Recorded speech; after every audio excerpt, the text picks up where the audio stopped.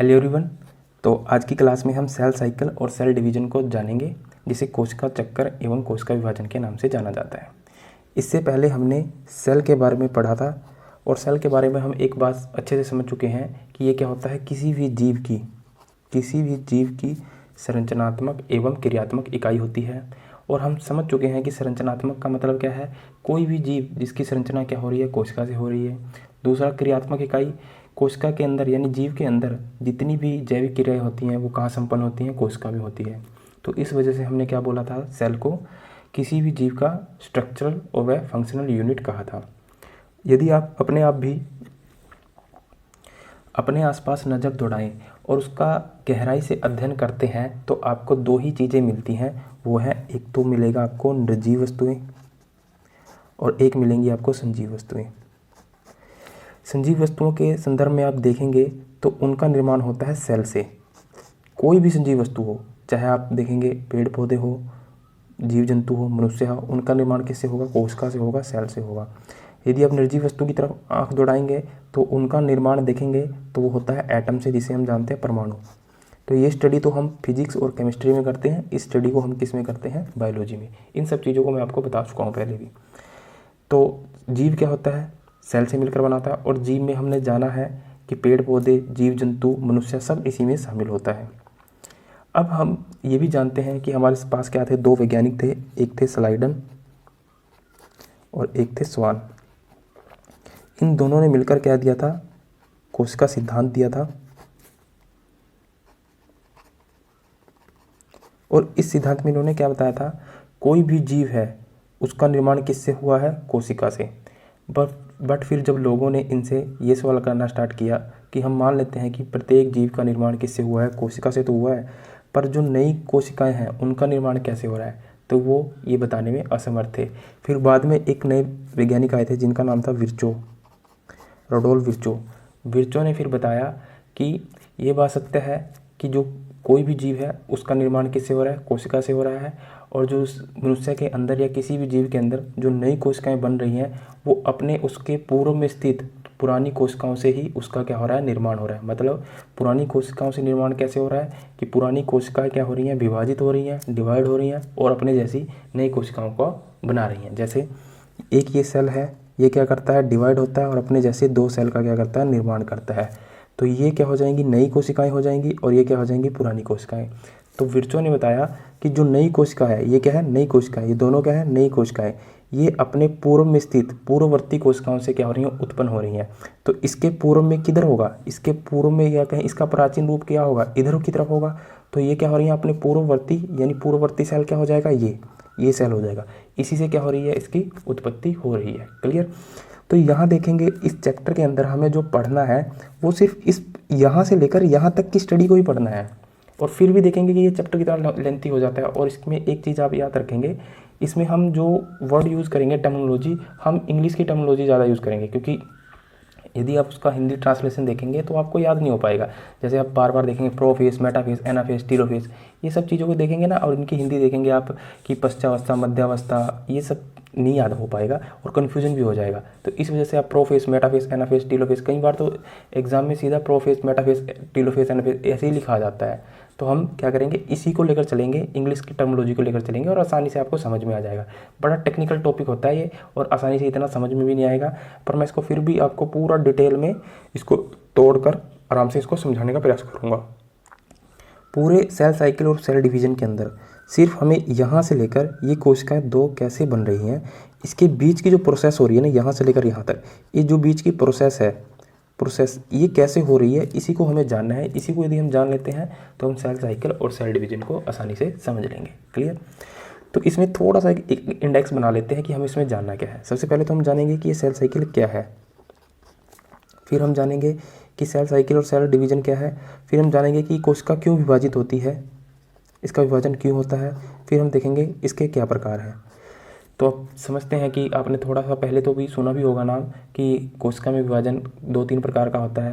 कहीं पे आपको 2 लिखा मिलेगा, कहीं पे 3 लिखा मिलेगा, जिसमें 3 में क्या हो जाता है, असूत्री विभाजन, समसूत्री विभाजन और अर्धसूत्री विभाजन। ठीक है, इन सब वर्ड को जानते हैं और हम जानेंगे कि 2 है कि 3 है, क्या कारण है, सब समझेंगे। तो इतना पढ़ने के बाद ये जो इतनी स्टडी है, ये जो स्टडी है ना, ये स्टडी ये सिर्फ क्या है, इसके बीच की स्टडी है। समझिए, इस बात को पहले अपने माइंड में अच्छे से बिठा लीजिए। इसके बीच की जो ये प्रोसेस हो रही है ना, एक कोशिका से दो कोशिकाएं कैसे बन रही हैं, इसके बीच की जो प्रोसीडिंग हो रही है, यही ये तीनों सवालों का हमें जवाब मिल जाता है। यहीं से ये 3 सवाल उत्पन्न होते हैं और यहीं से हमें इन 3 सवालों को क्या मिलता है, इस बीच की प्रोसेसिंग से ही हमें क्या मिलता है, इसका जवाब मिलता है। क्योंकि इसके बारे में स्टडी करना तो कोई फायदा नहीं, क्योंकि इसके बारे में तो हम कोशिका के बारे में डिटेल में पढ़ चुके हैं। ये भी कोशिका है, ये भी कोशिका है, इसके अंदर क्या है, कैसे वर्क कर रहा है, ये सारा हम देख चुके हैं। आज जो हम देख रहे हैं कि नई कोशिकाओं का जन्म कैसे हो रहा है, निर्माण कैसे हो रहा है। नई कोशिकाओं का जन्म ही क्या कहलाता है, कोशिका विभाजन। क्लियर? तो हमें पहले तो ये अपने दिमाग में बिठा लीजिए कि निर्माण कैसे हो रहा है, क्योंकि इसमें छोटा सा मैं एग्जाम्पल देकर समझाऊँ। जैसे आपने देखा होगा कहीं पर आपकी क्या हो जाए, स्किन पे कहीं चोट लग जाती है तो वहाँ खड्डा हो जाता है, पर कुछ समय के बाद आप देखेंगे कि वो ठीक भी हो जाता है, भर जाती है, घाव भर जाता है और आपका स्किन वैसा हो जाता है जैसा चोट लगने से पहले था। तो ये कैसे हो रहा है, ये कोशिकाएं डिवाइड हो रही हैं, किस प्रकार से हो रही हैं, इन्हीं चीज़ों को हमें जानना है। यदि हम इस प्रोसेस को पूरा समझ लेते हैं तो हमें बहुत कुछ चीज़ें समझने में आसानी रहेगी। जैसे आप देखेंगे कि जो मनुष्य है, मनुष्य का जन्म आप देखेंगे, जन्म के समय उसके आकार और आकृति कितनी छोटी होती है। एक समय के बाद क्या होता है, बढ़ता चला जाता है, ठीक है, उसकी आकार आकृति में परिवर्तन होता चला जाता है। और एक समय ऐसा आएगा कि उसकी आकार आकृति बढ़ जाएगी और उसके बाद फिर वो ग्रोथ नहीं करेगा। वो क्या होता है, ये किस तरह से होता है। फिर आप देखेंगे कुछ पौधे ऐसे होते हैं जो अपनी पूरी निरंतर आयु तक क्या करते हैं, बढ़ते हैं, जिसमें हम देखेंगे कि जो मेरिस्मेटिक टिश्यूज होते हैं, और जो मेरिस्मेटिक टिश्यूज हैं, टिश्यूज मतलब उत्तक, जिसे मेरिस्मेटिक उत्तक होते हैं, वो किससे मिलकर बने होते हैं, मेरिस्मेटिक कोशिकाओं से मिलकर बने होते हैं। और उन कोशिकाओं के अंदर ऐसा गुण पाया जाता है कि वो अपने जीवन पर्यंत विभाजित होती रहती हैं। क्लियर? तो इन सारी संरचनाओं के या फिर इन सारे प्रश्नों का उत्तर हमें इसमें मिलने वाला है। क्लियर? तो सबसे पहले तो हम देख लेते हैं कि कोशिका चक्कर और कोशिका विभाजन अर्थात सेल साइकिल और सेल डिवीजन का क्या अर्थ है। ठीक है, हम देखते हैं कि हमारे पास क्या होता है, एक कोशिका होती है, ये हम मान लेते हैं कोशिका है। कोशिका क्या करती है, डिवाइड होती है और अपने जैसी दो कोशिकाओं का क्या करती है, निर्माण करती है। जो आरंभ में कोशिका होती है उसे हम पेरेंट सेल बोलते हैं। किसी किसी बुक में इसे मदर सेल भी लिखा मिलेगा और हिंदी में इसे बोलते हैं मातृकोशिका। अब मैं मातृकोशिका शब्द यूज़ नहीं करूँगा, मैं सीधा मदर सेल यूज़ करूँगा। आप चाहे इसका अर्थ पेरेंट सेल लगाएं या फिर मदर सेल लगाएं या मातृकोशिका लगाएं, कुछ भी लगाएं। मदर सेल क्या होती है, कुछ समय के बाद डिवाइड होती है और अपने जैसी दो कोशिकाओं का क्या करती है, निर्माण करती है। ये जो नई कोशिकाएं बनती हैं इसको बोला जाता है डॉटर सेल, डॉटर सेल, जिसे बोला जाता है संतति कोशिका हिंदी में, क्योंकि संतति का मतलब क्या होता है, संतान। ये इसकी क्या है, संतान है, अर्थात संतति कोशिका। फिर आगे एक चीज़ देखेंगे कि जो डॉटर सेल है ये भी क्या करता है, अपनी मदर सेल जैसा साइज गेन करता है। यहाँ आप एक चीज़ देख रहे हैं कि जो पेरेंट सेल है अर्थात मदर सेल है उसका आकार कितना है, इतना बड़ा, आकार और आकृति कितनी है, इतनी। पर जो उससे पेरेंट, जो उसके डॉटर सेल बने हैं उनकी आकार और आकृति कितनी है, इतनी। तो दोनों की आकार और आकृति में क्या हो रहा है, चेंज दिखाई दे रहा है। अब ये क्या करेंगी, जो डॉटर सेल है ये क्या करेंगी, कुछ समय के बाद क्या करेंगी, ग्रोथ करेंगी, अर्थात क्या करेंगी, अपना विकास करेंगी। इस पॉइंट को ध्यान से समझना, ग्रोथ करेंगी और अपनी मदर के जितना क्या करेंगी, सेल अर्जित करेंगे, अपनी मदर के जितना आकार व आकृति अर्जित करेंगी। ठीक है, सेम यहाँ पर ये भी क्या करेगी, डॉटर सेल ग्रो करेगी कुछ समय के बाद और अपनी मदर के जितना आकार व आकृति क्या करेगी, गेन करेगी। जैसे ही अपनी मदर के जितना आकार व आकृति गेन करेगी फिर ये क्या करेगी, दो कोशिकाओं में क्या करेगी, विभाजित हो जाएगी। दो कोशिकाओं में क्या हो जाएगी, विभाजित हो जाएगी। यहाँ एक चीज़ देख रहे हैं कि ये क्या थी, डॉटर सेल। डॉटर सेल ने क्या किया, अपना ग्रोथ किया, विकास किया और अपना साइज किसके जितना गेन किया, अपने मदर के जितना। और आप देख रहे हैं कि यही डॉटर सेल बाद में क्या बन जा रही है, मदर सेल। फिर सेम प्रोसेस यहाँ पर होगी, क्योंकि ये भी क्या है, एक मदर सेल है। ये क्या करेगी, दो डॉटर सेल में क्या करेगी, डिवाइड होगी, अर्थात दो डॉटर सेल का निर्माण करेगी। ये क्या है, डॉटर सेल। जो छोटी हैं वो डॉटर हैं, जो बड़ी हैं मदर है। फिर आप देखेंगे कि यही डॉटर सेल दोबारा फिर क्या करेगी, ग्रो करेगी और किसके जितना साइज गेन करेगी, अपनी मदर के जितना। इसकी मदर कौन है, ये। और इसकी मदर कौन है, ये, ठीक है। तो ये क्या करेगी, अपनी मदर सेल जितना क्या करेगी, साइज गेन करेगी। सेम यहाँ पर ये ग्रो करेगा और ये भी अपनी मदर सेल की तरह क्या करेगी, साइज गेन करेगी। सेम ये ग्रो करेगी और ये भी अपने मदर सेल की तरह क्या करेगी, साइज गेन करेगी। सेम ये ग्रो करेगी और ये भी अपने मदर सेल की तरह साइज गेन करेगी, ठीक है। फिर जैसे जैसे मदर सेल का साइज गेन कर लिया वैसे वैसे क्या करना स्टार्ट कर देंगी, ये डिवीजन करना स्टार्ट कर देंगी। और ये क्या करेंगी, जैसे ही मदर सेल का जितना साइज गेन हुआ और ये क्या करेंगी, डिवाइड करेंगी, 2 पेरेंट डॉटर सेल बनाएंगी। सेम ये भी क्या करेंगी, 2 डॉटर सेल बनाएंगी। सेम ये भी 2 क्या करेंगी, डॉटर सेल बनाएंगी। सेम ये भी 2 क्या करेंगी, डॉटर सेल बनाएंगी। ये प्रक्रिया चलती रहेगी। सेल डिवीजन एक कॉन्टिन्यूअस प्रक्रिया है, कॉन्टिन्यूअस प्रोसेस है। ओके, तो सेल डिवीजन क्या है, कॉन्टिन्यूअस प्रोसेस है, ये चलता रहता है। यहाँ आप एक चीज़ देख रहे हो, ये यहाँ क्या हो रहा है, रिपीटेशन हो रहा है। रिपीटेशन कैसे हो रहा है, देखिए यहाँ से लेकर यहाँ, मदर सेल से लेकर मदर सेल तक, फिर यहाँ से लेकर यहाँ, हर बार क्या हो रहा है, रिपीटेशन हो रहा है, क्योंकि इनके बीच में क्या आ रही है, सिर्फ डॉटर सेल आ रही है। आप इसको किसी भी तरह से पढ़ सकते हो, चाहे आप यहाँ से लेकर यहाँ तक पढ़ सकते हो, यहाँ से लेकर यहाँ तक भी क्या हो रहा है, रिपीटेशन हो रहा है, और यहाँ से लेकर यहाँ तक भी क्या हो रहा है, रिपीटेशन हो रहा है। हर बार क्या हो रहा है, रिपीटेशन हो रहा है। क्लियर। तो आप इस पूरे प्रोसेस के अंदर, यहाँ से लेकर यहाँ तक की प्रोसेस के अंदर आप देखेंगे 2 चीज़ें हो रही हैं, ठीक है। इस पूरे प्रोसेस के अंदर 2 चीज़ें हो रही हैं। एक क्या हो रही है, एक में तो सेल क्या कर रहा है, डिवाइड कर रहा है, और एक में सेल क्या कर रहा है, ग्रोथ कर रहा है। तो आप बता सकते हो देखकर कि सेल कहाँ डिवाइड कर रहा है, कहाँ ग्रोथ कर रहा है। तो सीधा सीधा दिखाई दे रहा होगा कि ये जो पहली प्रोसेस है, यदि मैं इसको नंबर दूं, ये पहली प्रोसेस में क्या हो रहा है, सेल क्या कर रहा है, डिवाइड कर रहा है। एक सेल 2 में क्या हो गया, डिवाइड हो गया। दूसरी प्रोसेस में आप क्या देख रहे हैं, सेल क्या कर रहा है, ग्रोथ कर रहा है, डिवाइड नहीं कर रहा, ठीक है। तो एक प्रोसेस में क्या होता है, एक इवेंट में सेल क्या करता है, डिवाइड करता है, एक इवेंट में सेल क्या करता है, ग्रो करता है। इन दोनों को मिलाकर हम क्या बोल देते हैं, ये क्या है, एक सेल साइकिल है।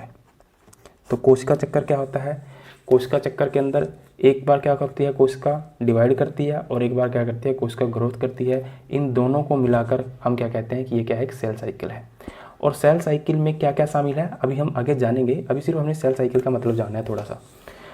और एक कोशिका में क्या हो रहा है, कोशिका क्या कर रही है, ओनली डिवाइड कर रही है। कहाँ से कहाँ तक, यहाँ से यहाँ तक आप देखेंगे तो कोशिका ओनली क्या कर रही है, डिवाइड कर रही है। इसको बोल दिया हमने सेल डिवीजन।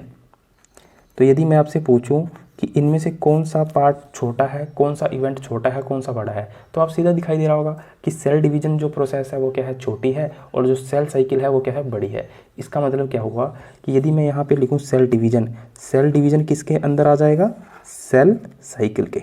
क्लियर है। CD मतलब सेल डिवीजन और CC मतलब सेल साइकिल। तो यदि मैं इसको डायग्राम से समझाने का प्रयास करूँ, तो यदि हम सेल डिवीजन को पढ़ें या सेल साइकिल को पढ़ें, तो आप कौन सा ऐसा टॉपिक है इन दोनों में से जिसको पढ़ने के बाद दोनों क्लियर हो जाएंगे। देखिए, यदि मैं सेल डिवीजन को पढ़ता हूँ तो केवल मेरा क्या होगा, सेल डिवीजन क्या होगा, क्लियर होगा।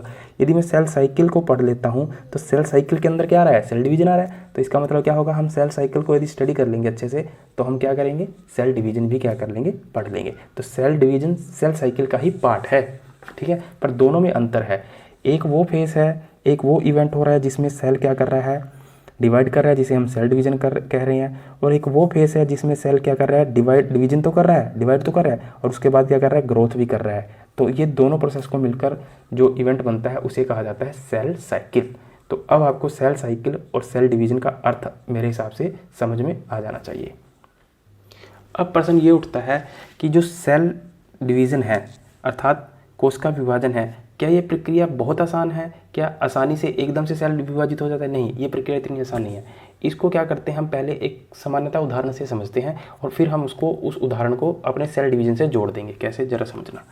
मान लेते हैं एक परिवार है और उस परिवार में 2 भाई हैं और दोनों भाई की क्या हो चुकी है, अब शादी हो चुकी है। तो दोनों भाई की जब शादी हो चुकी है तो कुछ समय के बाद क्या हुआ कि दोनों ने क्या कहा कि हमें क्या कर दीजिए, अलग अलग कर दीजिए। पहले इनका क्या था, संयुक्त परिवार था, अर्थात पहले एक ही किचन था, एक ही बाथरूम था, एक ही अपना क्या था, 2-3 कमरे थे और आराम से चल रहा था गुजारा। पर जैसे ही दोनों की शादी हुई तो उन्होंने क्या कहा कि अब हमें क्या कर दीजिए, अलग अलग कर दीजिए, हम अलग अलग होना चाहते हैं। तो आप मेरे को बताइए, जब दोनों भाई अलग अलग होंगे तो क्या उसको ऐसे ही अलग कर देंगे? नहीं। तो परिवार का जो मुखिया होगा, ठीक है, परिवार का जो मुखिया होगा वो क्या करेगा, दोनों भाई के लिए, एक भाई ये एक भाई ये, दोनों के लिए एक किचन बनाएगा, ठीक है। एक एक बाथरूम बना कर देगा दोनों के लिए, एक एक लेटरिन और एक एक रूम, चाहे दो दो रूम जितने भी आएंगे बाटे में उसके, तो ये सारी चीज़ें अलग अलग बनाकर देनी पड़ेंगी। यही प्रोसेस क्या होता है हमारी कोशिका के अंदर भी होता है। यानी जब सेल विभाजित होगा ना, तो सेल के अंदर हम समझ चुके हैं कि इस सेल है, इस सेल के अंदर केंद्रक है, केंद्रक के अंदर आप समझ रहे हो गुणसूत्र है, गुणसूत्र में डीएनए पाया जा रहा है, और इसके अंदर यहाँ चारों ओर क्या है, कोशिका द्रव्य है, और कोशिका द्रव्य के अंदर कई कोशिका अंग पाए जा रहे हैं, ठीक है। तो जब ये डिवाइड होगा, डिवाइड होने से पहले इसके अंदर जितने भी ऑर्गन्स हैं ना, उनका क्या करना पड़ेगा, इनको हाफ करना, डबल करना पड़ेगा अपने ऑर्गन्स को, ठीक है। तो यहाँ पर जितने भी ऑर्गन्स पाए जा रहे हैं, कोशिकांग पाए जा रहे हैं, सबका पहले डबल होना जरूरी है। जिस प्रकार यहाँ देखेंगे एक परिवार में जब विभाजन होता है तो उसके सभी चीज़ों का क्या होता है, डबल करना पड़ता है। जैसे कि हमने देखा 2 लैट्रिन, 2 बाथरूम, 2 किचन और 2 रूम, ये सब क्या बनाए, डबल डबल बनाए, तभी हमने विभाजन किया, तभी हमने सबको अलग अलग बिठाया कमरों में। इसी प्रकार कोशिका में भी क्या होगा कि पहले जितने भी कोशिका अंग पाए जा रहे हैं उनको डबल करना पड़ेगा, और जैसे ही डबल होंगे तब जाकर कोशिका का क्या होगा, विभाजन होगा। और वो कैसे डबल होते हैं, कैसे होता है सब कुछ, वो सब हम जानेंगे। क्योंकि क्या होंगे कि जब कोशिका विभाजित होती है ना, कई बार आप देखेंगे कोशिका के जो कोशिका अंग है वो क्या हो जाते हैं, कई बार गायब हो जाते हैं, फिर बाद में अचानक से नए बन जाएंगे। वो सारी फेस को हमें देखना है, क्लियर। तो ये समझ चुके हो कि सेल डिवीज़न जो है ये आसान प्रक्रिया नहीं है। जिस प्रकार घर में जब डिवीज़न होता है तो हमें दो दो चीज़ें हर दोनों भाइयों को अलग अलग बनाकर देनी होती है। इसी प्रकार जब सेल भी डिवीज़न होगा तो सेल के अंदर जितने भी अंग पाए जा रहे हैं, चाहे वो डीएनए है, क्रोमोसोम है, डीएनए तो क्रोमोसोम तो नहीं कहेंगे, डीएनए कहेंगे, क्योंकि क्रोमोसोम तो क्या होता है, क्रोमेटिन धागों के रूप में बिखरा होता है, उसका स्वतंत्र अस्तित्व नहीं होता, ठीक है। तो यही क्रम से क्रोमेटिन धागे डिवीजन के समय क्या हो जाता है, कंडेंस फॉर्म में गुणसूत्र बन जाते हैं, और इन गुणसूत्रों में क्या होता है, डीएनए। तो डीएनए का क्या होना पड़ता है, डबल होना पड़ता है, और डीएनए डबल होगा, फिर जब डीएनए डबल हो जाएगा तब जाकर डीएनए क्या होगा, आधा आधा बटेगा। जैसे एक सामान्य कोशिका है, मान लेते हैं ये सामान्य अवस्था की एक कोशिका है, ध्यान से समझना। इसमें जो डीएनए होता है ना, उस पर जो कंटेंट होता है 2C का होता है। 2C का मतलब, सी का मतलब यहाँ है कंटेंट ऑफ डीएनए। और जैसे ही इसको डिवाइड करना है ना, तो इस 2C को अपना क्या करना पड़ेगा, डबल करना पड़ेगा, 4C करना पड़ेगा, तभी जाकर ये क्या करेगा, डिवाइड करेगा। यदि ये 2C ही रहता और डिवाइड करता तो आप देखेंगे यहाँ पे डीएनए का कंटेंट कितना है, 2C, और जैसे ही डिवाइड करता तो आगे कहाँ चला जाता, कितने में चला जाता, 1cc में, यानी एक CA। फिर आगे जब डिवाइड करता C/2, आगे डिवाइड करता C/4। इस हिसाब से तो एक समय ऐसा आता कि जो डीएनए है उसका अस्तित्व भी खत्म हो जाता, ठीक है। तो इस वजह से सबसे पहले क्या होगा, डीएनए की क्या बनेगी, प्रतिकृति बनेगी। यहाँ एक शब्द यूज करेंगे हम, प्रतिकृति। यानी डीएनए क्या करेगा, रेप्लिकेट करेगा। तो रेप्लिकेट आगे मैं यूज करूँगा, प्रतिकृति का मतलब सिंपल समझिए, कॉपी करेगा, ठीक है। जितने ही उसकी आकार आकृति है उसका क्या कर लेगा, डबल कर लेगा। जैसे हम सामान्य अवस्था में किसी कोशिका को देखते हैं तो उसका जो डीएनए होता है उस पर क्या होता है, 2C होता है, यानी C का मतलब यहाँ क्या है, कंटेंट ऑफ डीएनए। जब तक वो 4C नहीं कर लेगा अपने आकार और आकृति को, तब तक वो डिवाइड नहीं करेगा, ठीक है। क्योंकि हमें डिवीजन के बाद क्या होगा, जैसे ये 4C करेगा ना, तो 4C जैसे यहाँ पे हम यहाँ ले लेते हैं डीएनए, 4C डीएनए, ये डिवाइड करेगा। अब इसको समझ लीजिए कोशिका के अंदर हो रहा है, क्योंकि डीएनए कहाँ पाया जाता है, केंद्र में पाया जाता है ना। तो 4C ये डिवाइड कैसे करेगा, 2cc में, कोई बात नहीं, क्योंकि आप पता है कि कोशिका के ऊपर सामान्य अवस्था में, कोशिका में जो डीएनए होता है वो कितना होता है, 2C सामान्य अवस्था में। ये जो सामान्य अवस्था में यदि एक सेल पड़ा है ना, एक नॉर्मल कंडीशन के अंदर यदि सेल पड़ा है तो उसमें जो डीएनए पाया जाएगा वो कितना पाया जाएगा, 2C, ठीक है। कितना कंटेंट पाया जाएगा डीएनए का, 2C, याद रखेंगे। पर यदि इसको डिवाइड करना है, इस सेल को यदि डिवाइड करना है तो अपने डीएनए को डबल करना पड़ेगा, रेप्लिकेट करना पड़ेगा, अर्थात 4C करना पड़ेगा, ठीक है। तो अब ये क्या बन गए हैं, अब इसको यहाँ पे कंपेयर करिए, यहाँ से ये क्या है, मदर सेल, और ये क्या है, डॉटर सेल। अब ये डॉटर सेल यदि इनको ग्रो करेंगे कुछ समय के बाद, और जब यदि इनको डिवाइड करना है तो अपना डीएनए भी कितना करना पड़ेगा, 4C। फिर ये क्या करेंगे, अपना डीएनए 4C करेंगे, और फिर ये आगे 2C में डिवाइड हो जाएंगे। इस तरह इसको यहाँ से कंपेयर कर सकते हो। तो यहाँ सिंपल सा मतलब ये है कि जब भी कोशिका विभाजित होगी तो सबसे पहले क्या करेगी, अपना डीएनए डबल करेगी। जब तक डीएनए डबल नहीं करेगी, रेप्लिकेट नहीं करेगी अपने डीएनए को, तब तक कोशिका विभाजन हो ही नहीं सकता, ठीक है। अर्थात कोशिका का विभाजन हो नहीं सकता। क्यों नहीं हो सकता, यदि यहाँ, क्योंकि हम समझते हैं नॉर्मल कंडीशन में किसी भी सेल का जो डीएनए होता है उस पर 2C का कंटेंट होता है, अर्थात 2C कंटेंट होता है, C मतलब कंटेंट ऑफ डीएनए। यदि ये डिवाइड करता तो आधा डीएनए इसमें जाता, आधा डीएनए इसमें जाता, तो कितना हो जाता, CC, क्योंकि 2C है तो डिवाइड करोगे तो CC में जाएगा। आगे फिर हम पता है कि सेल डिवीजन क्या है, कॉन्टीन्यूस प्रोसेस है, ये चलती रहती है। तो यदि ये भी डिवाइड करेगी तो ये भी किस में जाएगी, C/2 में, C/2 में, और ये भी डिवाइड करेगी C/4 में। तो एक समय तो ऐसा आएगा डीएनए का अस्तित्व भी खत्म हो जाएगा। यदि डीएनए नहीं है तो कोशिका का अस्तित्व कैसे रह जाएगा। क्लियर है। तो इसी वजह से जब भी सेल डिवाइड करेगा तो वो क्या करेगा, अपना रेप्लिकेट करेगा, अपने डीएनए को क्या करेगा, रेप्लिकेट करेगा, उसकी कॉपी करेगा। यदि जब तक वो कॉपी नहीं करेगा तब तक वो विभाजित नहीं हो पाएगा। इस चीज़ को अपने दिमाग में बिठा लीजिए। तो यहाँ से आप देखेंगे कि जो सेल साइकिल है, सेल साइकिल अंदर तो पढ़ना ही है, क्या है पहले इसकी भूमिका को समझ लीजिए कि हमें पढ़ना कैसे है। ये सब प्रतिकृति डीएनए सब बता दिया जाएगा, दिक्कत ना लीजिए। वैसे तो डीएनए के बारे में हम पढ़ ही चुके हैं। सेल साइकिल क्या होता है, देखिए सेल साइकिल में सबसे पहले क्या होता है, सेल क्या करता है, ग्रो करता है, ग्रोथ, ठीक है। फिर प्लस में क्या होता है, डीएनए का डबल होना होता है, डीएनए डबल। जब तक डीएनए डबल नहीं होगा तब तक क्या नहीं होगा, डिवीजन नहीं होगा। फिर उसके बाद होता है डिवीजन। क्योंकि इस चीज़ को इस समझिए कि मैंने यहाँ = लगा के यहाँ सेल साइकिल क्यों लिखा और डिवीजन में यहाँ क्यों लिख रहा हूँ, क्योंकि मैंने आपको बताया ना कि जो सेल डिवीजन है वो सेल साइकिल का पार्ट है। सेल डिवीजन सिर्फ इतना सा पार्ट है, जबकि सेल साइकिल इतना बड़ा पार्ट है। समझ पा रहे हो ना। यहाँ देखेंगे आप कि सेल डिवीजन सिर्फ इतना सा पार्ट है और सेल साइकिल इतना बड़ा पार्ट है। क्लियर हो रहा है ना। तो इस वजह से मैंने यहाँ क्या लिखा, सेल साइकिल = इस सेल साइकिल में क्या क्या शामिल है। एक तो शामिल है ग्रोथ, ठीक है। दूसरा शामिल है डीएनए का डबल होना, और डीएनए का डबल कब होगा, जब वो ग्रोथ करेगी सेल तभी डीएनए क्या होगा, डबल होगा। और दूसरा क्या है इसमें, डिवीजन, ठीक है। तीसरा क्या है, डिवीजन। ये तीनों इस सेल साइकिल में शामिल होते हैं। इन तीनों की जो प्रोसेस है, यानी एक कोशिका डिवाइड होकर ऐसे 2 कोशिकाओं का निर्माण करती है। ये जो बीच की जो प्रोसेस है, इसी को हमने जाना था कि हमें इसको पढ़ना है। ये जो बीच की प्रोसेस है ना, ये है, समझ रहे हो। ये जो प्रोसेस है ना, ये है कि कब वो ग्रोथ करेगा, कब उसमें डीएनए डबल होगा और कब उसमें क्या होगा, डिवीजन होगा। क्लियर। अब मैं आपको कुछ चीज़ें बता रहा हूँ, वो समझना। क्लियर। तो इससे पहले आप ये सोचिए कि हमें क्या करना चाहिए। ये तो हमने देख लिया कि सेल साइकिल और सेल डिवीजन क्या है, और अब हम ये जानने का प्रयास करेंगे कि सेल डिवीजन क्यों होता है, या इसी को थोड़ा आगे कर देते हैं, इसी टॉपिक को थोड़ा आगे कर देते हैं, फिर हम जानेंगे बाद में कि सेल डिवीजन क्यों होता है। क्लियर। हमने जाना यहाँ से लेकर यहाँ तक, ध्यान से देखना, यहाँ से लेकर यहाँ तक 2 फेस हो रहे हैं। एक तो फेस ये हो रहा है और एक फेस ये हो रहा है। फेस का मतलब समझ रहे हो, फेस PHAS, फेस का मतलब समझ रहे हो ना, इवेंट। एक इवेंट तो ये हो रहा है, एक चक्कर ये हो रहा है, ठीक है। तो आप यदि मैं इसका, मैंने वैसे नाम नहीं होता, वैसे मैं नाम दे रहा हूँ जिससे आपको अच्छे से समझ में आ जाए। फर्स्ट फेस में आप क्या देख रहे हैं, कोशिका क्या कर रही है, डिवाइड कर रही है। सेकंड फेस में आप क्या देख रहे हैं, कोशिका क्या कर रही है, ग्रो कर रही है। तो ये 2 फेस बन जाते हैं, और इन 2 फेस को हम क्या देते हैं, नाम दे देते हैं, ठीक है। यानी एक वो फेस जिसमें कोशिका क्या कर रही है, डिवाइड कर रही है। दूसरा फेस वो है जिसमें क्या कर रही है, सेल क्या कर रही है, डिवाइड नहीं कर रही है, सेल क्या कर रही है, सिर्फ ग्रो कर रही है। यहाँ से लेकर यहाँ तक आप देखेंगे डिवीजन नहीं हुआ, इसमें क्या हुआ, ग्रो हुआ। तो इसी वजह से हम इनको क्या देते हैं, नाम दे देते हैं। तो इसमें आप देखेंगे एक वो फेस जिसमें सेल क्या कर रहा है, डिवाइड कर रहा है। जिस फेस में सेल डिवाइड करता है उसे हम बोलते हैं एम फेस, ठीक है।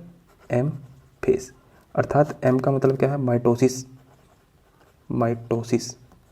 और इसी एम फेस को ही आप देखेंगे समसूत्री विभाजन भी कहा जाता है, सूत्री विभाजन भी कहा जाता है। क्यों कहा जाता है, अभी समझ में आने वाला है, ठीक है। तो यहाँ 2 फेस हो रहे हैं। एक फेस तो वो हो रहा है कि जिस फेस में सेल क्या कर रहा है, डिवाइड कर रहा है, उसे क्या बोल रहे हैं हम, एम फेस।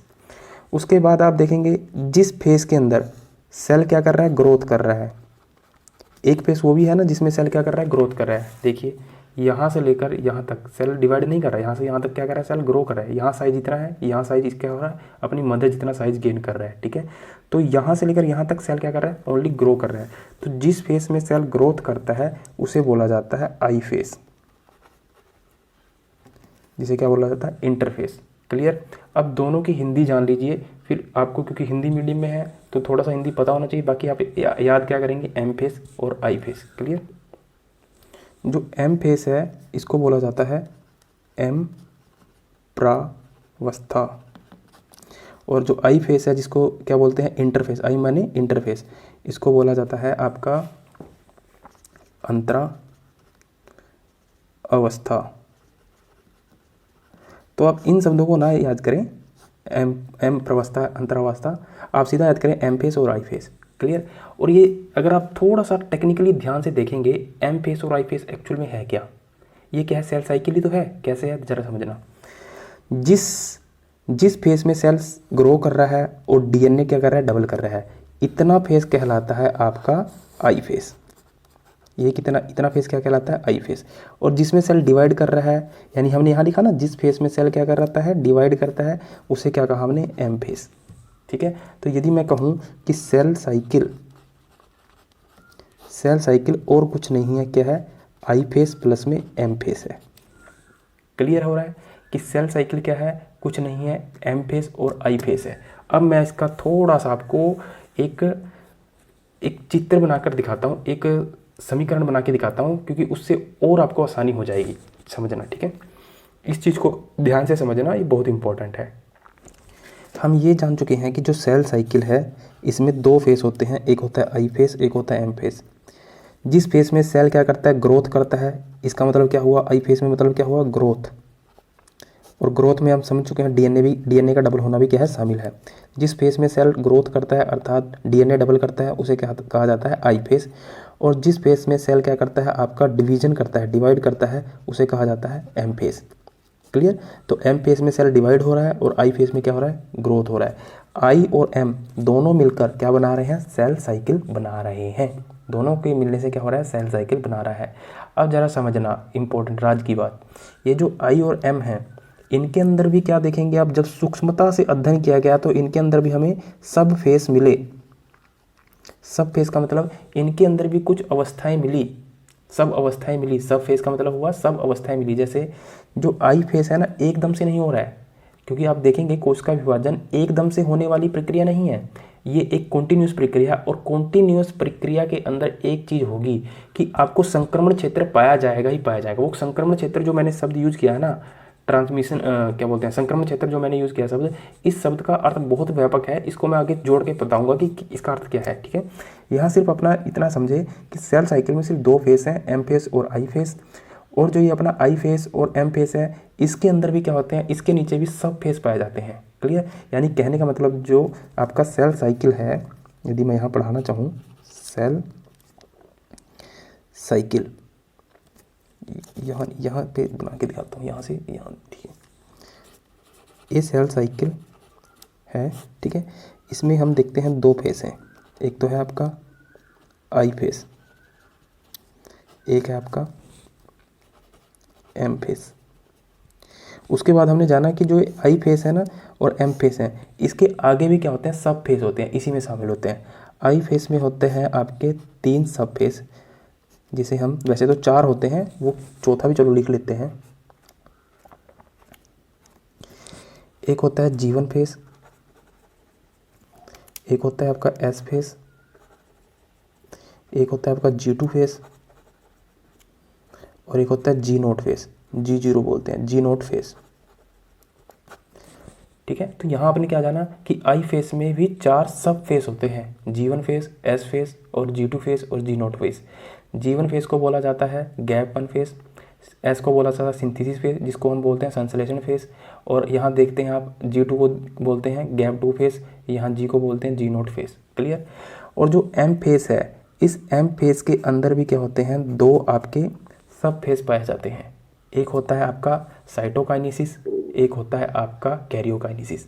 ठीक है, एक होता है आपका कैरियोकाइनेसिस, एक होता है आपका साइटोकाइनेसिस। ठीक है, कैरियोकाइनेसिस, कैरियो शब्द से मिलकर बना है, कैरियो का मतलब क्या होता है, केंद्रक। ठीक है, और साइटोकाइनेसिस यानी साइटोप्लाज्म से मिलकर बना है, अर्थात कोश का द्रव्य। अब केंद्रक, कोश का द्रव्य, ये सब चीज़ें आप बिठा लीजिए। उसके बाद आप देखेंगे जो कैरियोकाइनेसिस है, इसमें आप देखेंगे सब फेस पाए जाते हैं, 4 क्या पाए जाते हैं, सब फेस पाए जाते हैं, जिसे हम जानते हैं P phase, prophase, metaphase, anaphase, telophase. ठीक है, तो आप देख रहे हैं कि जो सेल साइकिल की जो प्रोसेस हमने देखी थी वो इतने प्रोसेस में बटी हुई है। बस इसी को हमें पढ़ना है। क्लियर है? इसी को हमें क्या करना है? पढ़ना है।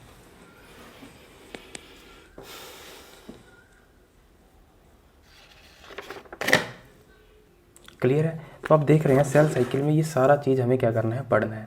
और अब इसी चीज़ को यानी यहाँ पे क्या लिखा हुआ है? Cell cycle. यहाँ पे मैंने क्या लिखा था? Cell cycle. अब इन्हीं चीज़ों को क्या करता हूँ मैं, इस ये 2-3 वर्ड लिखे हैं, इन्हीं चीज़ों को इसमें क्या करता हूँ? समाहित करता हूँ, जोड़ता हूँ। तो इस वजह से मैं क्या करता हूँ, ये जो मैंने यहाँ लिखा है इसका चित्र मैं क्या कर लेता हूँ? दूसरे पेज पे बना लेता हूँ। और ये जो हमने लिखा है यहाँ सब समझ लीजिए कि growth plus DNA I face और डिवीजन क्या है? M face. इन तीनों को मिलाकर बनता है सेल साइकिल।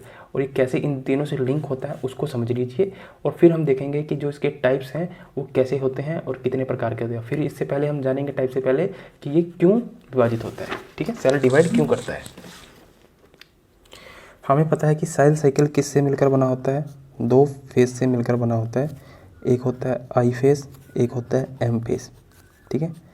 आई फेस वो फेस होता है जिसमें सेल क्या करता है? ग्रोथ करता है। इसमें सेल क्या करता है? ग्रोथ करता है। और ग्रोथ प्लस में क्या करता है? DNA की रेप्लिकेट करता है, अर्थात DNA की कॉपी करता है। एम फेस वो फेस होता है जिसमें सेल क्या करता है? डिवाइड करता है। फिर हमने जाना है कि जो आई फेस है वो भी कई सब फेस से मिलकर बना हुआ है। जैसे आप देखेंगे इसमें पहला आता है G1 फेस, जिसे हम बोलते हैं गैप। ये क्या है? G है, गैप 1 फेस। उसके बाद आता है S फेस, जिसे हम बोलते हैं सिंथेसिस फेस। सिंथेसिस का मतलब संश्लेषण, क्योंकि आप देखेंगे DNA इसी में बनता है, इसी फेस में।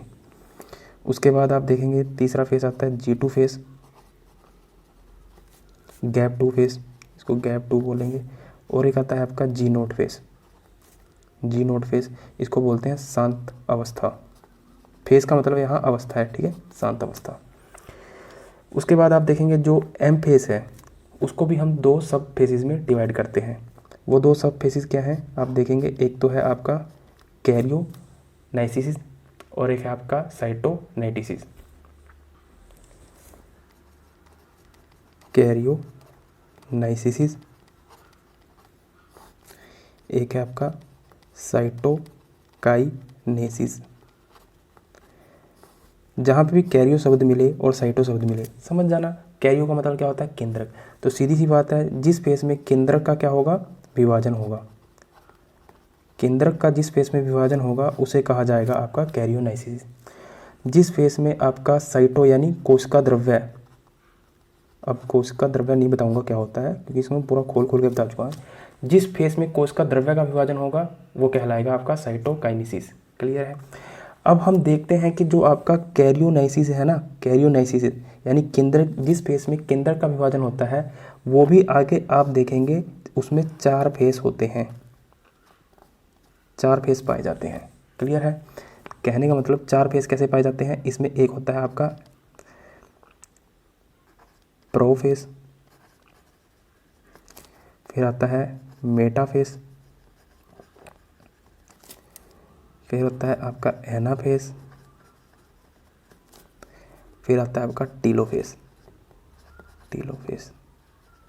अब आप इसकी हिंदी देखना चाहें तो देख सकते हैं कि आपका जो प्रोफेस है, प्रोफेस को बोला जाता है आपका पूर्वावस्था, इसको बोला जाता है मेटाफेस को मध्यावस्था, एनाफेस को बोला जाता है पश्चावस्था और टीलोफेस को बोला जाता है अंत्यावस्था।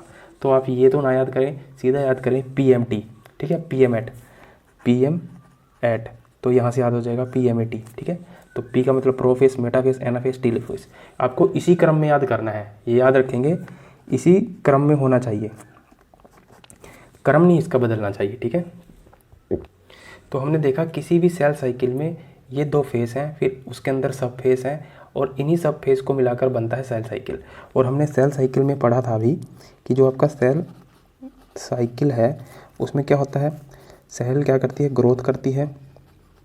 और ग्रोथ के बाद उसमें क्या होता है? DNA रेप्लिकेट होता है, डबल होता है। और फिर होता है आपका डिवीज़न, विभाजन। ठीक है? इन तीनों को मिलाकर आपका सेल साइकिल बनता है। और यहाँ शब्द लिखा हुआ है साइकिल। साइकिल किस तरह का होता है? साइकिल का चक्कर इस तरह का। अब उसको भी हम रिलेट करके देखेंगे कि इसका मतलब क्या, क्यों लिखा हुआ है सेल साइकिल, ज़रा समझना।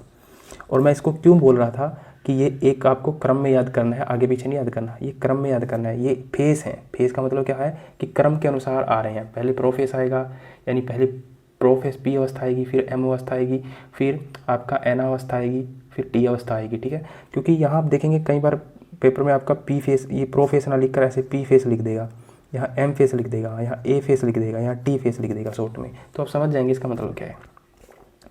तो जिस फेस में आप देख रहे हैं कि सेल ग्रोथ कर रहा है और डीएनए का रेप्लिकेट कर रहा है, यहाँ से लेकर यहाँ तक के फेस को हमने क्या बोला, आई फेस, ठीक है। अब जब हम इन चीज़ों को पढ़ेंगे ना, आई फेस में आप देख रहे हैं कि कितने, आई फेस में क्या हो रहा है कि एक तो सेल क्या कर रहा है, ग्रोथ करता है, और प्लस क्या करता है, डीएनए का रेप्लिकेट करता है, यानी प्रतिकृति बनाता है, अर्थात डबल होता है डीएनए। उसमें हम देखेंगे, उसमें हमें 4 फेस दिखाई दे रहे हैं, G1 phase, S phase, G2 phase, G0 phase. इन चारों को मिलाकर आपका बनता है आई फेस, और इन चारों को मिलाकर जब बनता है आई फेस, और आई फेस में समाहित है ग्रोथ भी समाहित है और डीएनए भी समाहित है।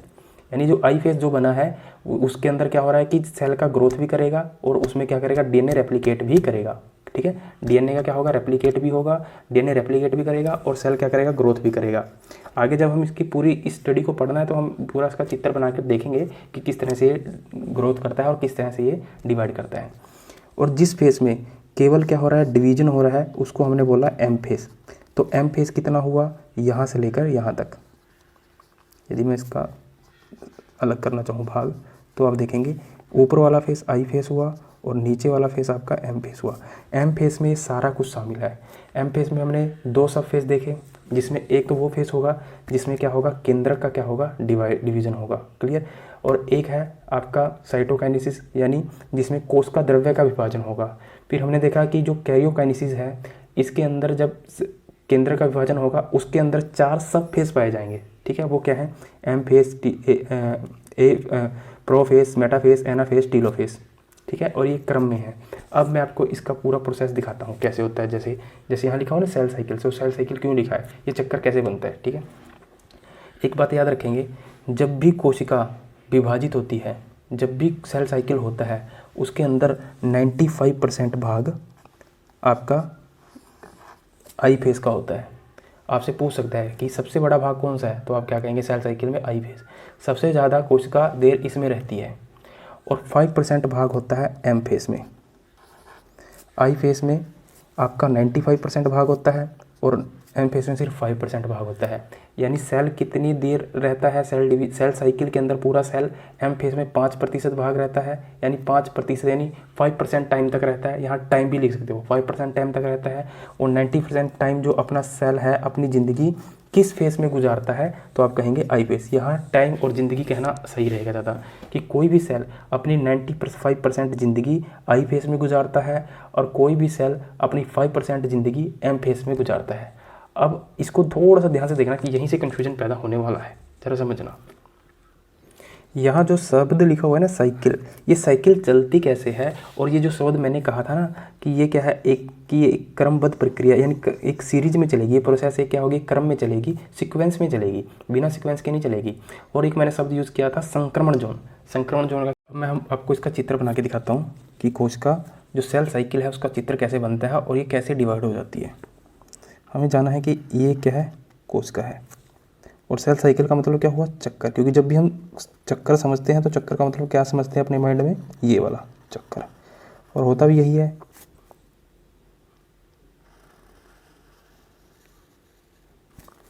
यहाँ पर आकर 2 कोशिकाएं बन जाएंगी, यही होता है ना। क्योंकि कोशिका क्या करती है, डिवाइड करती है और अपने जैसा 2 संतानों को बनाती है, अर्थात डॉटर सेल बनाती है। अब वो कैसे बनती है ज़रा समझ लो कि यहाँ से लेकर आपका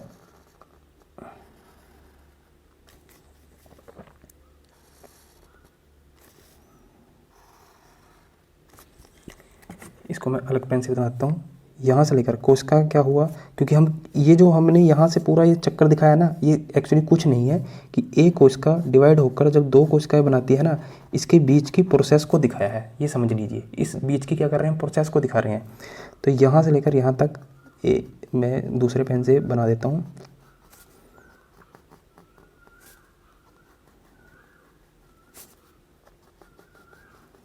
यहाँ तक, यहाँ से लेकर यहाँ तक, यहाँ से लेकर यहाँ तक का जो फेस है इसे कहा गया आई फेस। क्योंकि हमने जाना ना कि कोशिका अपना जीवन काल का लगभग 90% भाग किस फेज में बिताती है, आई फेज में बिताती है। ये समझ चुके हैं हम। ओके, तो इस वजह से आप देखेंगे यहाँ से लेकर यहाँ तक का इतना भाग क्या है आपका, आई फेज है, क्योंकि 90% कोशिका अपना जीवन काल आई फेज में बिताती है। उसके बाद यहाँ से लेकर यहाँ तक का फेज एक आता है स्पेशल फेज, जिसे हम G0 बोलते हैं, G0, क्योंकि यहाँ पर देखेंगे आप ये G1 फेज हो जाता है, ये S फेज हो जाता है और ये G2 हो जाता है। तो आपने G0 तो बनाया नहीं, तो G0 यहाँ होता है। G0 स्पेशल केस होता है कि जब कोशिका को डिवाइड नहीं होना होता है ना, तो इस फेज में जाती है। इस वजह से इसको क्या बोलते हैं, G0 फेज अर्थात शांत अवस्था। ये तो हो गया आपका आई फेज। और कोशिका अपना 5% ज़िंदगी किस में बिताती है, लाइफ, एम फेज में। यहाँ से लेकर यहाँ तक, इसको हम ब्लैक पेन से ही बना देते हैं, यहाँ से लेकर यहाँ तक आपका होता है एम फेज। और फिर हमें पता है कि एम फेज के बाद देखेंगे एम फेज में दो चीज़ें होती हैं। एक तो वो फेज जिसमें आपका क्या करता है, केंद्रक डिवाइड करता है अर्थात कैरियोकाइनेसिस, और एक भाग वो जिसमें आपका कोशिका द्रव्य आपका क्या करता है, विभाजित होता है, जिसे हम साइटोकाइनेसिस बोलते हैं। ठीक है, तो यानी जो एम फेज है इसको दो भागों में बांटना है। क्लियर? तो यहाँ से लेकर यहाँ तक तो आपका है कैरियोकाइनेसिस। फिर हमने देखा जो कैरियोकाइनेसिस है उसमें 4 फेज होते हैं, प्रोफेज, मेटाफेज, एनाफेज और टीलोफेज। ठीक है, तो छोटे छोटे फेज बना दीजिए।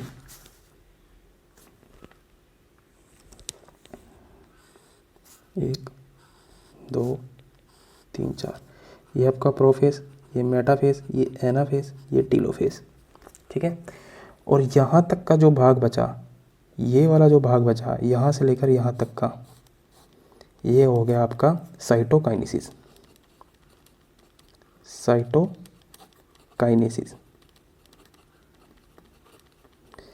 अंततः जो साइटोकाइनेसिस है वो किसका भाग है, एम फेज का ही है ना। तो मैं कुल मिलाकर कह सकता हूँ कि यहाँ से लेकर यहाँ तक का जो फेज है वो क्या है, एम फेज है। और यहाँ से लेकर यहाँ तक जो ब्लू कलर वाला है वो क्या है, आई फेज है। क्लियर? तो हमने देखा कि कोशिका यहाँ से चली थी, इन फेसों से निकलती हुए आई और 2 कोशिकाओं में क्या हो गई, विभाजित हो गई। ये कहलाता है आपका कोशिका चक्कर। और यहाँ आपको साफ साफ दिखाई दे रहा होगा कि जो आई फेस है वो 90 सबसे बड़ा फेस है और जो एम फेस है वो छोटा फेस है। यानी 5% ज़िंदगी सेल किस में बिताता है, एम फेस में बिताता है, जबकि अधिकतर ज़िंदगी वो आई फेस में बिताता है। क्लियर है?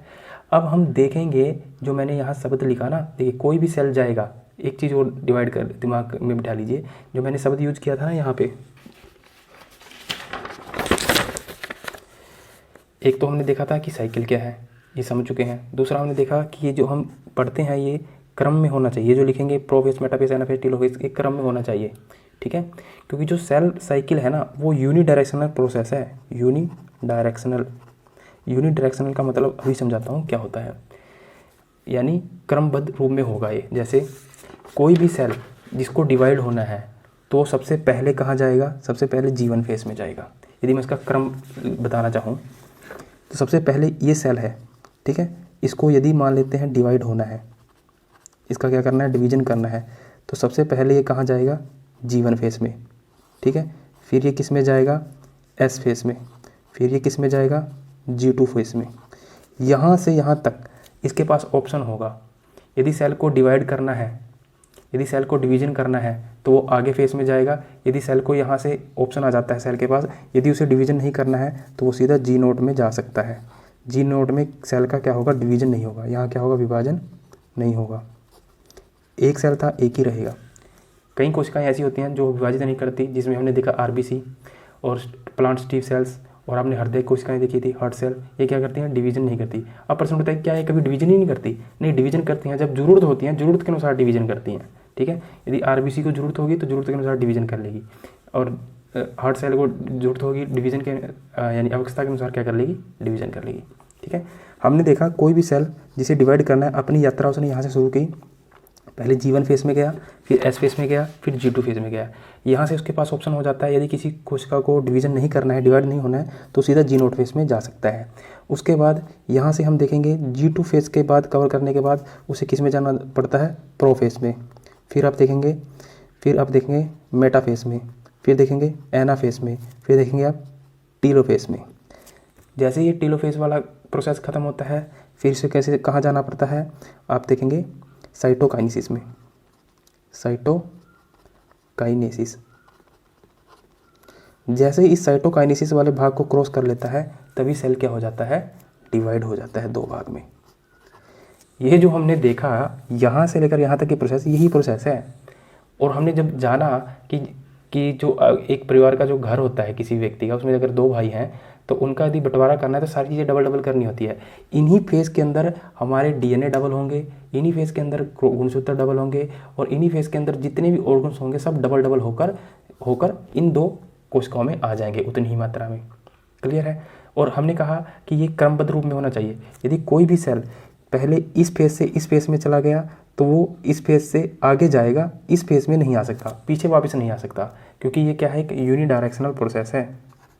यूनिडायरेक्शनल प्रोसेस है। सेल डिवीजन क्या है, यूनिडायरेक्शनल प्रोसेस है। यदि आप इनको कमरा मान लीजिए, इन सबको क्या मान लीजिए, कमरा मान लीजिए। इन सभी कमरों को पार कर जाना है सेल को। पहले G1 कमरा पार करना है, फिर S कमरा, फिर G2, फिर B कमरा, फिर M कमरा, फिर A कमरा, फिर T कमरा। ठीक है, इन कमरों को क्या करना है, उसको पास करना है। इन कमरों को पास करते हुए फिर जाना है, तब जाकर सेल डिवीजन होगा। क्लियर हो रहा है, समझ में आ रहा है ना। तो यही कोशिका चक्कर है और यही सेल साइकिल है। अब हमें इस सेल साइकिल के अंदर इन सिस्टम को पढ़ना है, इन सब चीज़ों को ही जानना है अच्छे से ध्यान में। कि अब हम देखेंगे G1 फेस में क्या होगा, प्रोटीन और एंजाइम बनेंगे। S फेस में क्या होगा, गुणसूत्र डबल हो जाएगा, क्योंकि एग्जाम में ऐसे ही पूछा जाता है आपसे कि किस फेस के अंदर आपका जो गुणसूत्र है, डीएनए है, वो डबल हो जाता है, तो आप कहेंगे S फेस। फिर G2 फेस में देखेंगे, इसमें क्या होता है, कोशिका कुछ समय के लिए शांत रहती है। फिर प्रो फेस में देखेंगे क्या होगा, M फेस में देखेंगे, एना फेस में देखेंगे, टीलो फेस में देखेंगे, इनमें क्या क्या बनेंगे, इनमें अलग अलग ऑर्गन्स बनेंगे। जैसे आपने सेंट्रोसोम सुना होगा, तारकाय सुने होंगे, स्पिंडल फाइबर सुने होंगे। ये सारी चीज़ें जो हमने कोशिका के बारे में पढ़े थे ना, कोशिका के ऑर्गन्स, वो सब अब आगे जुड़ेंगे। अब ये तो इंट्रोडक्शन पार्ट था कि हमें करना क्या है। तो सेल साइकिल में हमने देखा कि ये इस तरह से प्रोसेस चलती है। और मैंने एक शब्द यूज़ किया था कि जो सेल साइकिल है वो एक संक्रमण प्रोसेस है। संक्रमण का प्रोसेस का मतलब ये है कि जैसे मान लेते हैं ये S फेस है, इस S फेस में हम जानते हैं कि डीएनए क्या होता है, डबल होता है। डीएनए पे कंटेंट कितना होता है, 2C का, और ये कितना बना लेता है, 4C। क्योंकि डिवीजन के लिए हमें क्या करना होता है, हर ऑर्गन्स को क्या करना पड़ता है, डबल करना पड़ता है। तो यहाँ पे क्या होता है, इस फेस में डीएनए डबल होता है। तो हम ये नहीं कह सकते कि इसी फेस में क्या होगा, डीएनए डबल होगा, ऐसा नहीं होगा। डीएनए डबल होना यहाँ से शुरू कर देगा, इस फेस से डीएनए क्या होगा, डबल होना शुरू कर देगा, और यहाँ तक, यहाँ जब पहुँचेगा, यहाँ पे भी हम ये नहीं कह सकते कि यहाँ डीएनए डबल हो गया। यहाँ पे भी क्या होगा, विकास करता रहेगा, यहाँ पे विकास करता रहेगा, यहाँ पे विकास करता रहेगा, यहाँ पे विकास करता रहेगा, और यहाँ पे भी विकास करता रहेगा। यानी इस तरीके देखेंगे कि जो डीएनए का जो ये फेस था ना, ये फेस इसके साथ क्या हो, जुड़ा हुआ है, इसके साथ जुड़ा हुआ है। तो ये क्या है, संक्रमण क्षेत्र है। यानी एक में ख़त्म हुआ, दूसरे में क्या हो जाएगा, शुरू हो जाएगा। जैसे यहाँ पे ख़त्म हुआ तो दूसरे में क्या हो जाएगा, शुरू हो जाएगा। फिर हमने ये किस आधार पर कह दिया कि डीएनए इसी में बनता है। देखिए, हमने ये जाना, मतलब इलेक्ट्रॉन माइक्रोस्कोप के जरिए पूरा स्टडी के साथ पूरा डिटेल में ये जाना कि जो डीएनए का जो बनना है ना, डीएनए डबल हो रहा है, वो हो रहा है S फेस में। और उसमें हम देख रहे हैं कि डीएनए का जो अधिकतर भाग डबल हो रहा है। जैसे मान लेते हैं कि 80% भाग हम देख रहे हैं कि S फेस में क्या हो रहा है, डबल हो रहा है। और 20% जो बचा ना, तो 20% स्वाभाविक सी बात है कि ये 10% यहाँ होगा और 10% यहाँ होगा, कहीं भी हो सकता है, दोनों में। ठीक है, तो कहने का मतलब कि जो 80% हम जो शब्द यूज़ कर रहे हैं ना कि 80% ये S फेस में ही क्या हो रहा है, यहाँ पे डीएनए का डुप्लीकेशन हो रहा है, यानी रेप्लिकेट कर रहा है, यानी अपनी कॉपी बना रहा है। तो इस 80% जब मैं बोलता हूँ ना, तो ये इसी चीज़ को दिखाता है कि ये क्या है, जो सेल साइकिल है एक संक्रमण अवस्था है। यानी एक चीज़ खत्म होगी, दूसरी चीज़ क्या होगी, एकदम से पूरी हो जाएगी। ये नहीं हम 100% कह सकते कि जो डीएनए की रेप्लिकेट होगा वो S फेस में ही होगा, ये नहीं कह सकते। 100%।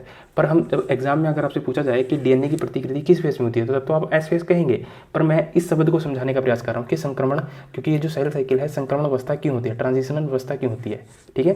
क्योंकि कोई भी इवेंट होगा वो ऐसा नहीं होगा किसी एक फेज में पूरा होगा, किसी एक फेज में वो पूरा हो रहा होगा तो अगले फेज में आ जाएगा। यानी यहाँ यदि मान लें, यहाँ पे मैं समझाने का प्रयास करता हूँ, यहाँ पे यदि वो डीएनए का डुप्लीकेशन यहाँ पे पूरा होने के लिए मान लेते हैं कि 20% भाग बचा होगा, कि 20% के बाद डीएनए क्या हो जाएगा, डुप्लीकेट हो जाएगा, और ये क्या करेगा, डीएनए डुप्लीकेट होने के लिए इस फेज में आ गया, तो थोड़ा सा भाग तो आ गया ना इस फेज में, इस संक्रमण क्षेत्र को क्लियर करके इस फेज में तो आ गया ना। तो इस वजह से सेल साइकिल क्या है, एक संक्रमण क्षेत्र होता है, ठीक है। इसमें हर क्षेत्र एक दूसरे से क्या होता है, जुड़ा होता है, क्लियर है। इसी तरह आप देखेंगे जो पी फेज है ना, पी फेज में गुणसूत्र तैयार होंगे, एम फेज में अलग अलग। देखिए पी फेज में क्या होगा कि आपके जो क्रोमेटिन धागे हैं वो कंडेंस होना स्टार्ट कर देंगे, संघनित होना स्टार्ट कर देंगे, पर हमें वो दिखाई नहीं देते। पर वही जो गुणसूत्र हैं एम फेज में हमें क्या करने लगते हैं, दिखाई देने लगते हैं। फिर इसी तरह ए फेज आएगा, फिर टी फेज आएगा, फिर आपका साइटोकाइनेसिस फेज आएगा। तो समझ रहे हो ना संक्रमण काल का, संक्रमण सिस्टम का मतलब क्या हुआ। ये तो हुआ सेल साइकिल अर्थात सेल डिवीजन, इसके अंदर हमें पढ़ना है, क्लियर। अब मैं आपको एक चीज़ और, चलो वो तो अपनी क्लास में बताऊंगा। अब हम जानने का प्रयास करते हैं सेल डिवाइड क्यों करता है, सेल का डिवीजन क्यों होता है, आखिर सेल क्यों डिवाइड करता है। देखिए हमने जाना कि एक कोशिका है मदर सेल, और ये क्या करती है, दो कोशिकाओं में विभाजित होती है डॉटर सेल में। फिर डॉटर सेल क्या करते हैं, ग्रो करते हैं, मदर सेल जितना साइज गेन करते हैं, और फिर ये क्या करते हैं, आगे डिवाइड करते हैं। और हमने जान लिया कि किस में आई फेस है, किस में एम फेस है, क्लियर। यहाँ से यहाँ तक हमने फेस को माना सेल साइकिल, ये क्या है, एक सेल साइकिल है, क्लियर। तो हम जानते हैं कि ये कोशिका होती है, कोशिका के अंदर क्या होता है, केंद्र, केंद्रक क्या होता है, इसके अंदर क्रोमेटिन धागे होते हैं, और केंद्रक किसी भी कोशिका का सबसे बड़ा भाग होता है। पर यहाँ याद रखेंगे जब हम जंतु कोशिका की बात कर रहे हैं तब, यदि हम पादप कोशिका की बात करेंगे तो उसके अंदर क्या होगा, वैक्यूल, वैक्यूल कोशिका का सबसे बड़ा भाग होता है, क्योंकि उसमें देखेंगे आप 90% स्थान कौन घेरता है, वैक्यूल घेरता है, ठीक है। उसका केंद्रक छोटा होता है। यदि हम एनिमल सेल की बात करें तो उसका केंद्रक सबसे बड़ा होता है।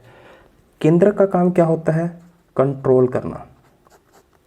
केंद्रक क्या होता है, कंट्रोल करना। जैसे मैनेजर होता है पूरे होटल के कर्मचारियों को कंट्रोल करता है, उसी प्रकार केंद्रक होता है पूरे कोशिका द्रव्य। ये जो भाग बचा है ये क्या कहलाता है, कोशिका द्रव्य। और कोशिका द्रव्य के अंदर ही कोशिका के अंग पाए जाते हैं सारे, माइटोकॉन्ड्रिया, सब रिक्तिका, वैक्यूल, कोशिका अंग, राइबोसोम, ईआर, ये लाइसोसोम, ये सारे किस में पाए जाते हैं, कोशिका द्रव्य में। यानी कोशिका के जितने भी अंग हैं उनको कौन कंट्रोल करता है, आपका केंद्रक, क्लियर। पर जैसे ही ये जो मैंने चित्र बनाया है ना, ये चित्र बनाया है मैंने यहाँ का सिंपल एक कोशिका का समझ लीजिए, एक ये सामान्य अवस्था एक कोशिका है। जैसे इसको डिवाइड करना होता है तो ये क्या करती है, ग्रोथ करती है। जैसे ये ग्रोथ करती है ना तो क्या होता है कि ये क्या हो जाएगी, अपना आकार क्या कर लेगी, बड़ा कर लेगी। पर केंद्रक तो उतना ही रहेगा, केंद्रक का साइज नहीं बढ़ता, केंद्रक का क्या होता है, साइज नहीं बढ़ता। इसी को बोला जाता है कैरियोनाइसिस इंडेक्स, इसको हम KI से भी दिखाते हैं, ठीक है। तो इसमें क्या हो रहा है, केंद्रक का साइज नहीं बढ़ रहा है। और हमने जाना केंद्रक का काम क्या होता है, कंट्रोल करना। मान लेते हैं एक कंपनी में आपको काम मिल गया है और आपको काम क्या है कि 4 व्यक्तियों को कंट्रोल करना है, ठीक है। तो आप उसको आसानी से कर रहे हो, एक केंद्रक है, यानी केंद्रक आप खुद को समझ लीजिए। और कुछ समय के बाद आपके बॉस ने आपको बोल दिया कि आपको अब 10 व्यक्तियों को कंट्रोल करना है, तो आपके लिए क्या हो जाएगा, मुश्किल हो जाएगी, काम बढ़ जाएगा। तो जो बॉस है उसको क्या करना पड़ेगा, 2 मैनेजर रखने पड़ेंगे कंट्रोल करने के लिए। अभी क्या है, एक मैनेजर है। जब एक मैनेजर था तो आप 4 लोगों को आसानी से कंट्रोल कर रहे हो। बॉस ने कहा कि अब 4 की जगह आपको क्या करना पड़ेगा, 10 लोगों को कंट्रोल करना पड़ेगा या 8 लोगों को कंट्रोल करना पड़ेगा। तो बॉस को क्या करने पड़ेंगे, 2 मैनेजर रखने पड़ेंगे, क्योंकि एक के बस की तो बात नहीं है ना। इसी प्रकार हम देखते हैं कि जब कोशिका ग्रोथ करती है, यहाँ देख रहे हैं कि कोशिका क्या कर रही है, ग्रोथ कर रही है। जैसे ही कोशिका ग्रोथ करती है तो उसका जो कोशिका का द्रव्य है, कोशिका द्रव्य का आकार बढ़ जाता है, कोशिका